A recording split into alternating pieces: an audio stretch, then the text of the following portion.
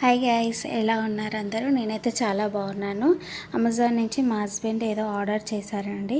ఇది ఓపెన్ చేసేటప్పుడు నువ్వైతే వీడియో తీసుకో అని చెప్పారు. అంత స్పెషల్గా ఏముంది, ఏం తీసుకొచ్చారని నేను వీడియో తీసి ఓపెన్ చేశాను. యాక్చువల్లీ వీడియోకి వాయిస్ ఇచ్చాను, బట్ చాలా చిన్నగా ఉందని మళ్ళీ నేను సపరేట్గా వాయిస్ ఇస్తున్నాను.